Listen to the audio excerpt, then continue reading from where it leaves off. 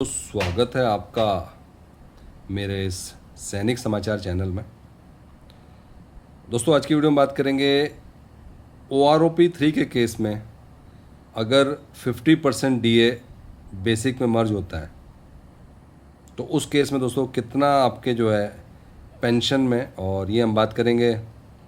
सिपाही से लेकर जो है कैप्टन तक का जो कितना पेंशन में बढ़ोतरी होने वाली है। आप स्क्रीन पर देख सकते हैं अब प्रोजेक्शन ऑफ 50% DA मर्ज। ये दोस्तों सिर्फ इंफॉर्मेशन पॉइंट ऑफ व्यू के लिए है कि अगर जहाँ पर जितने भी अभी मीटिंग्स हो रही हैं उसमें जो 7th पे कमीशन का रिकमेंडेशन है कि 50% DA को मर्ज कर दिया जाए और रेस्ट जो 10% है वहाँ से DA स्टार्ट हो। यहाँ पर दोस्तों देख सकते हैं कि in the context of revised basic pension, तो when DA crosses 50% it is not automatically merged unless पे कमीशन रिकमेंड्स इट। तो पे कमीशन के रिकमेंडेशन पर बहुत इम्पोर्टेंट है कि ये जो DA है वो 50% बेसिक मर्ज होगा। तो बात करते हैं दोस्तों अभी जो कितना बेनिफिट होने वाला है OROP 3 के केस में। हमने सेंट्रल गवर्नमेंट एम्प्लॉयज़ का पे लेवल 1 से लेकर पे लेवल 10 की बात की थी। यहाँ पर हम बात करने जा रहे हैं OROP 3 के केस में। और अगर हम बात करें सिपाही रैंक पे, जहाँ की 17 साल जिन्होंने अपना सर्विस करने के बाद रिटायर हुए हैं,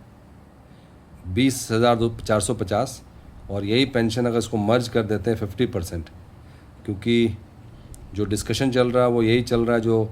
मांग चल रही वही चल रही है कि 50% DA को बेसिक में मर्ज करना है। उस केस में ये 30,675 है, और उसके ऊपर क्योंकि ये आपकी नई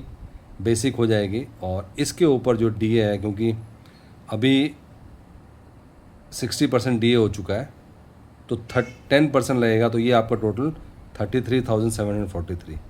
उसी तरह से अगर आप बात करेंगे दोस्तों नायक लेवल पे, तो 22 साल में आप दोस्तों देख सकते हैं कि उनका अगर करंट बेसिक 23,569 है, और इसी को अगर हम जो DA है उसको ब्रेकअप कर दें, जहाँ पर 50% जो है बेसिक में मर्ज कर दे तो ये 35,354 हो जाता है, और इसके ऊपर जो 10% DA लगेगा, DR लगेगा, वो 38,889। मतलब ये है दोस्तों कि ये आपके सामने फिगर्स हैं। इसके बेसिस पर आपको अगर दोस्तों अभी ये ऑलरेडी 50% DA बेसिक में मर्ज का कोई ऑर्डर नहीं है, 7th पे कमीशन में हालांकि इसको रिकमेंड किया गया था लेकिन इसका फुल प्रूफ कोई भी ऑर्डर नहीं जारी किया गया। तो उस केस में दोस्तों देख सकते हैं अगर हवलदार रैंक पे 26 साल अगर उनकी जो करंट बेसिक 25,582 है, तो उस केस में अगर 50% DA को बेसिक में मर्ज करते हैं तो 38,373 हो जाता है, और फाइनल इसके ऊपर 10% डालें हम लोग तो 42,210। तो ऐसे दोस्तों ये एक टेबल है जिसके बेसिस पे आप देख सकते हैं कि करंट OROP जो कि सर्कुलर 677 जुलाई 1 2024 से इम्प्लीमेंट था, और इसमें बेसिकली जो फॉर्मूला कैलकुलेटेड है वो यही है कि इसमें जो रिवाइज्ड बेसिक होगा उसमें 10%, मतलब 50% तो आपका DA जो है वो बेसिक में मर्ज होने जा रहा है, उसके ऊपर 10% लागू किया जाएगा। तो इसके बेसिस पर दोस्तों आपकी स्क्रीन पर देख सकते हैं कि ये कहीं ना कहीं सिनेरियो होने वाला है। अभी सीधे 60% मिल रहा है, लेकिन अगर हम इसको 50% बेसिक में मर्ज कर देते हैं और 10% जो है रेस्ट जो है वो DA जो 50% बेसिक में मर्ज करने के बाद से उस पर अप्लाई करते हैं, तो सिपाही से लेकर कैप्टन तक आप दोस्तों देख सकते हैं with 50% DA merger and 10% new DA,